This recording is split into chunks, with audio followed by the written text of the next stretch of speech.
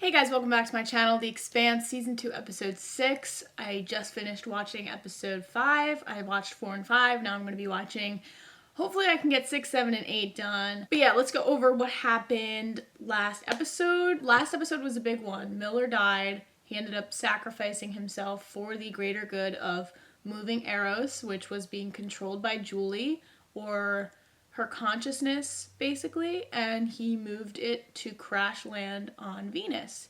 I don't know if that's going to be completely the end of the proto-molecule, because we have seen that there is a sample that the crew of the Rocinante have, so I don't know if people know that they have that, or if it's going to be something that is sought out, because I assume if this project was as big as it seems, then they probably had a backup plan and didn't just concentrate everything on Eros. So I assume that there might be places where the proto-molecule still exists.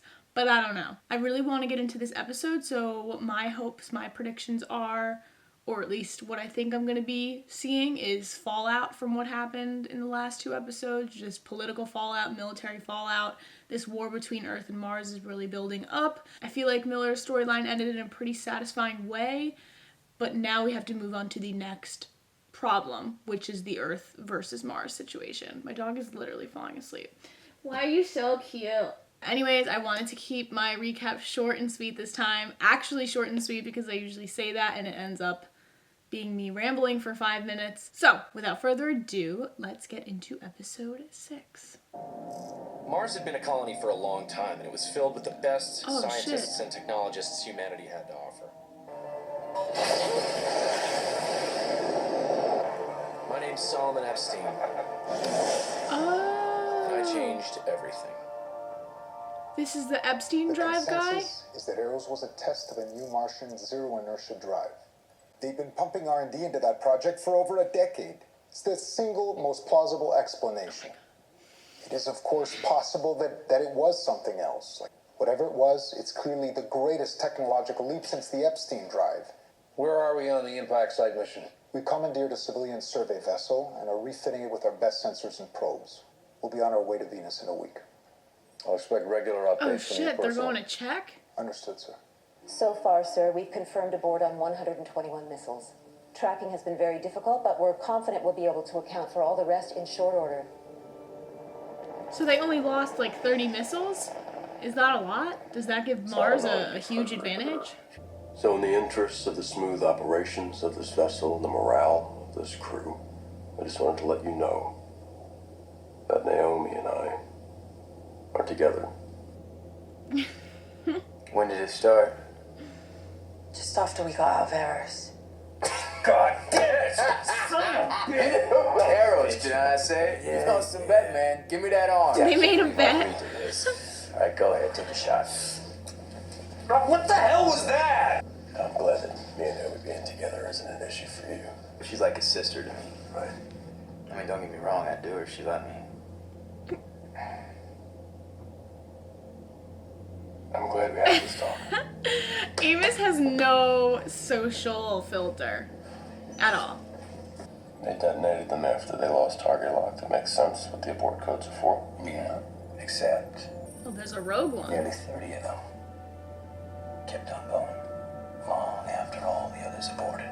Rossi lost track of them when we were chasing Eros.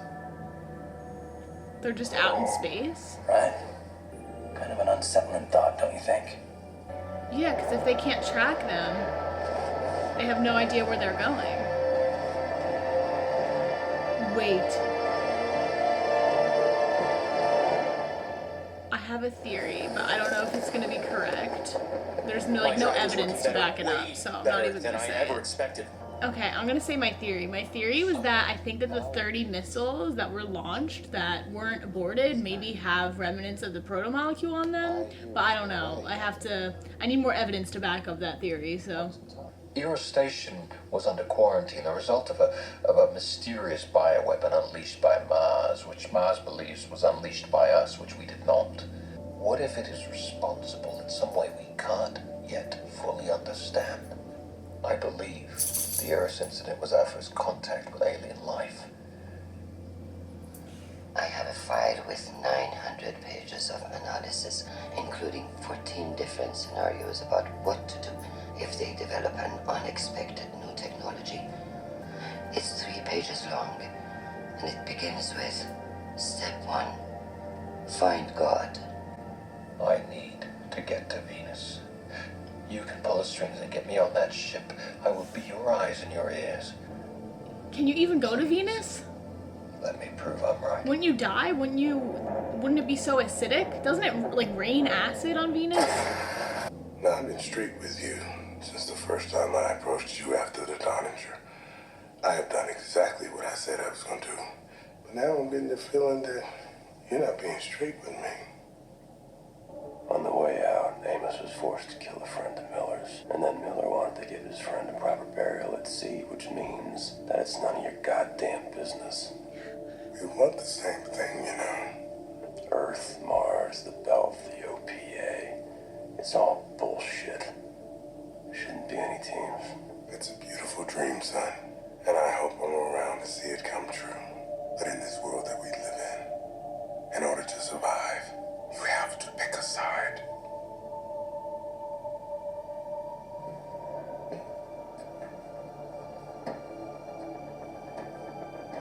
Fred is kind of scary. Like, when he gets angry, I would not want to mess with him when he's angry. It's too dangerous to leave our sample out there anymore. We have to destroy it. Where is it? Isn't it on the We can Rocinante? give our sample to Mars. What? What? Mars has the best scientists Yikes. in the system. If anyone can think of something good to do with that shit, it's them. Dresden wasn't working alone. Do you seriously believe we've got the only remaining sample in the system? We just might. That was my question. We are this close to getting rid of it once and for all. We should kill it, drive into the goddamn sun. I think I agree. But I also don't think that they have the only remaining protomolecule sample left in the system. Everything ready? It's done. Yeah. It's done. So that was their sample? No. Did Naomi do some shit? What just happened there? Because with my drive, the Epstein drive, Mars would be able to move outward. So he was the My drive would give reason. us the edge we needed to finally break free from Earth. Yeah, he's the reason why Mars wanted to become independent, or like it gave them that That's the wonderful. extra. Like Mars kind of It used. changes everything. Yeah, Mars used it to get independence, is what I'm deriving from all that. Is that Venus? No, that looks like Jupiter. That's Jupiter. Ganymede. That's a moon, right? That's one of Jupiter's moons. Jupiter has a lot of moons. You really believe Earth is going to try to take this station? Why else would we be here? To guard soybeans, apparently. So you really believe that he was trying to destroy the Earth? Is that right? He was playing with powers he couldn't control. We both know how the world works. Look at that grin. I can reach out to his family. His 2 sons, another daughter that he adores. I'll be able to reach him. And please let them know that, if they can't, I will rain hellfire down on them all. I will freeze their assets, cancel their contracts, and I have the power to do it, because I am the fucking hero who helped save Mother Earth from the cataclysm that Jules-Pierre Mao unleashed. Right. Tell his children that government is more powerful than any corporation. She's going off. But I'm not looking. And by the time they can pull the strings to force me out, it will be too late. Their family will be ruined. The children, their children, all of them, pariahs, outlaws, on the run for the rest of their days until we find them and nail each and every last one to the wall. Make sure you tell them that. Holy shit. My girl just went off. Oh my god. Can we get some snaps for that? I'm actually snapping. Oh, look at her freaking grin. I love that woman. I love that woman. I don't think any character will ever top Christian for me. It's just not possible. We're heading into Ganymede's shadow. We will be in visual blackout for the next 48 minutes. Continue patrol and do not linger on the border. This is Stickman 1, understood. Oh no. What is it? Is that gunfire? Overwatch, this is Stickman. We are registering movement on the UN line. About 2.3 clicks out on foot, closing fast. Are they running towards them? us. Oh! What is happening? The comms are being jammed from the surface. We need to boost our signal. Sorry, sir, we're still on blackout. 1 minute out. God damn it, I need a surface visual now! They are engaging in orbit. Hold fire! Not a problem. Spread out, make a line, free fire, 500 meters.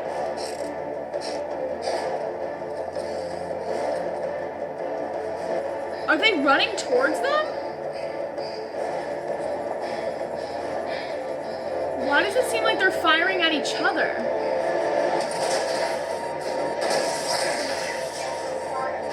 No!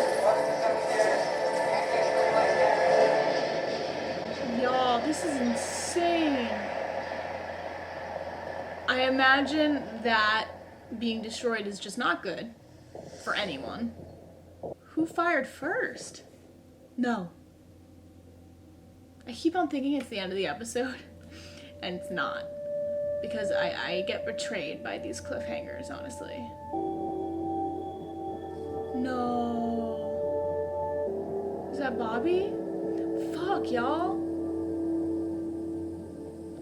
What the hell happened?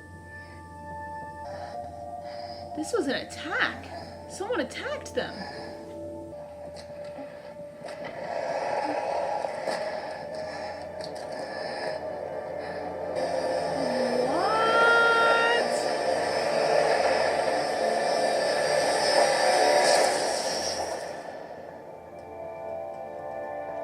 These episodes, man, they really want you to just go binge mode, I guess, because these cliffhangers are unbearable. I have no idea. I have no idea who did that, honestly. When shit goes down in this show, I always try to think of like who benefits from certain actions, right? Who would benefit from destroying what I think Ganymede was, which was like this agricultural line thing where both Mars and the UN occupied it. And I thought I had a predetermined, idea of who might have done it, but then this, what looked like an alien life form, appeared at the end. So now my whole idea is a little bit skewed. This episode was called Paradigm Shift. I'm gonna assume that it had to do with the whole Epstein thing that happened, which occurred like 137 years ago. What he did, his sacrifice, was the reason that Mars was able to become independent from Earth, colonize. It gave them that, no pun intended, drive to accomplish all of that. Without him, I don't think that they would have been able to colonize or expand past the belt. So that was crucial. I'm really glad that they included that little bit because it has been spoken about in some portions of the show, but we haven't seen him, we haven't seen everything that went down there. So it's really important in realizing the history behind Mars. And this was a very Mars-centric episode. We got to see more of the Martian people. We got to see the Epstein drive, which is what fueled Mars to branch off and get independence from Earth. And at the end of the episode, it ended with the Martians, the ones that we were introduced to. I'm sorry, I only know the name of one of them. I thought her name was Gunny, but it's Bobby. I'm watching with subtitles on Amazon and I realized her name is Bobby. But it ended with all the Martian crew, the soldiers that we were with, being visited by what seems to be an alien life form. I don't know if it was like a robot, but it seems like it was an alien. It had like these blue eyes. No idea. Absolutely no idea what that could have been. Or what implications this whole event has for the rest of the solar system. I don't know how important Ganymede was, but I'm going to assume it was a pretty crucial area if both the UN and Mars was jointly occupying it and running it. So I assume that it was a pretty crucial, I think they said it was like an agricultural center, like place where they grew stuff.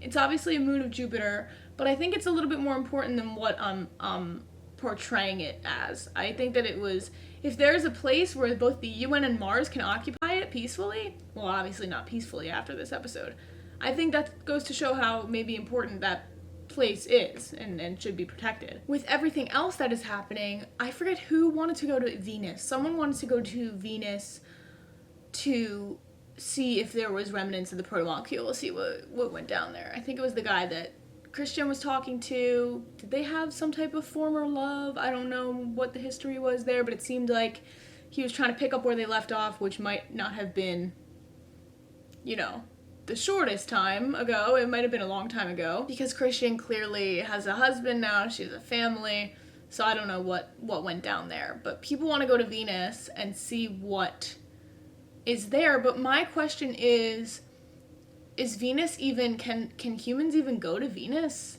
Like without, not combusting, but I know like Venus has a very hot atmosphere, not hot, but it's like, doesn't it rain acid in Venus? Pretty sure like acid rain is a thing. They have like hurricanes, tornadoes, just storms all the time. The air is like ammonia or something that we can't breathe in. So I imagine it's not the best, even if you have a spacesuit. I imagine the pressure is not fun, or the gravity is not fun. So I don't know.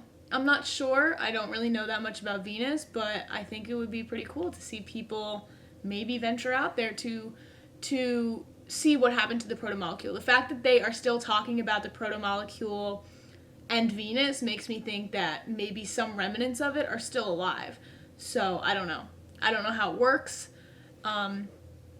Also regarding the protomolecule, what happened this episode was that Naomi, Rocinante, whatever, they destroyed their sample of it. But it seemed like Naomi had this face on. Maybe she just didn't agree with Holden's decision to want to destroy it. I think them having it would probably be more dangerous than not, because if they have it, then they're an automatic target if people know that they have it. So that's the only reason why I wouldn't want them to have the protomolecule. Now, what I was talking about in the episode 2, I don't know if I'm going to include that part, but I was briefly talking about how with the whole missiles, the 30 missiles that were unaccounted for, that they couldn't track, that Earth launched and they couldn't abort. My thought is that I always think of the worst case scenario, so I'm like, maybe someone on Earth, Aaron Wright / Mao / people that are involved with this whole protomolecule thing, maybe that was deliberate. Maybe the protomolecule exists on those missiles, right? And they're being launched into space, who knows where, and they're just going off out into anywhere with no predetermined destination. Maybe they do have a predetermined destination, but they're not able to be traced or tracked, which makes it even scarier if the protomolecule does exist on these missiles. I don't know. That might be a far-fetched theory, but I would not be surprised if the other samples, because I feel like there are other samples. They talked about it this episode. I don't think that the Rocinante had the only last remaining sample of the protomolecule left. So I'm trying to think of where else it could be, and those missiles would probably be my first guess. So yeah, I'm just trying to think of what that creature was at the end. I really don't know. It was clearly an alien creature, but did it have anything to do with the protomolecule? I don't know. It had to have. It had blue freaking eyes, just like the protomolecule. Was that just like a protomolecule creature, a protomolecule alien life form, or was that maybe someone else's consciousness from the protomolecule in another body? Shit that I've been talking about, I don't know, maybe I'm watching too much Westworld, but the idea that maybe the protomolecule, the consciousnesses? Yeah. The multiple consciousnesses, give me a second.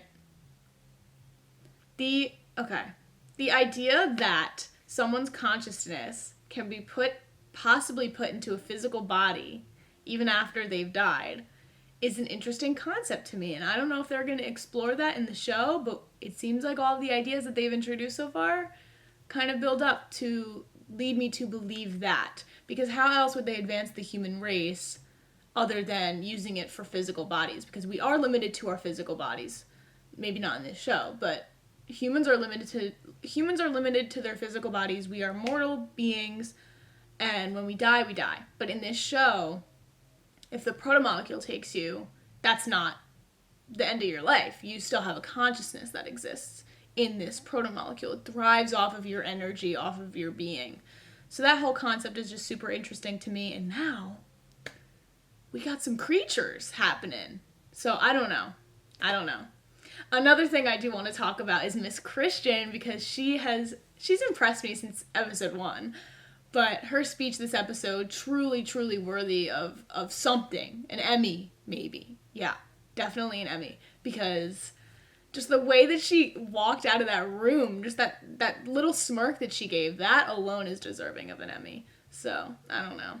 If you don't stand Christian at this point in the show, there's something wrong with you.